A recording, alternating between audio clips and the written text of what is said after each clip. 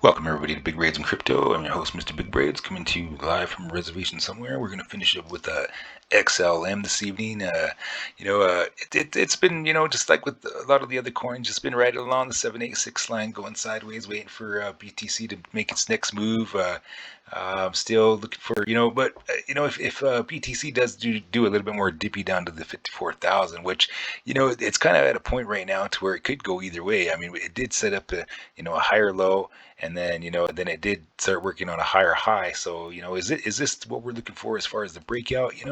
Good possibilities here for some breakout action here. That would be ideal. That would be awesome.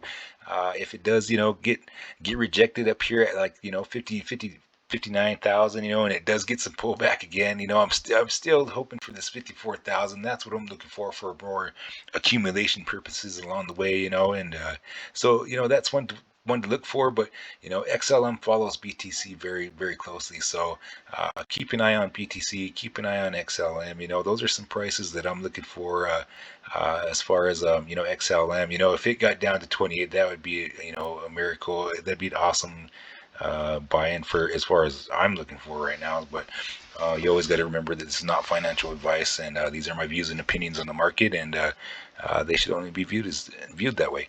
And you always got to do what's right for you. But so yeah, have that being said, those are some prices that I'm looking for. I'm still looking for 28 to 32 area for 28 to 30 area for decent buy-in. Is it going to go that low? That remains to be seen, but those are just some prices that I'm looking for. 786 line seems to be holding pretty good, so it's got some good support there. So some possible just sideways action consolidation could happen there, and then possible moonshot as soon as BTC gets going.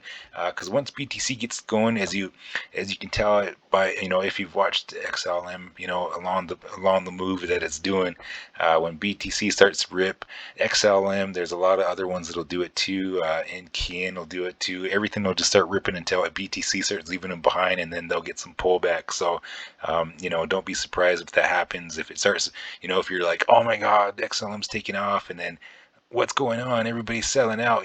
Take a look at BTC and see what it's doing. If it's leaving us behind, at that point, that's a good sign for to really start getting some accumulation going. But that's just my plan during that point, because at that point, XLM's rolling tough, and it's just going to keep rolling. And once if BTC goes to 100,000, 150,000, XLM's going to be pushing right along, trying to catch up with it. And at that point, we'll just it remains to be seen where XLM is going to go. But it is a great project, and it's one that I continue to watch and look at as well. So yeah, let's hope that we get some some action as far as XLM goes. And just always remember, this is not financial advice. You always got to do what's right for you. And this is Mr. Big Braid signing out. Look for those those sale prices here, accumulation, Black Friday sales. So look for those, some sideways action too, because a lot of the coins are just doing sideways action. And then but we're at that point right now that anything can happen. So we'll check in again tomorrow. But yeah, this is Mr. Big Braid signing out. You all have a good night.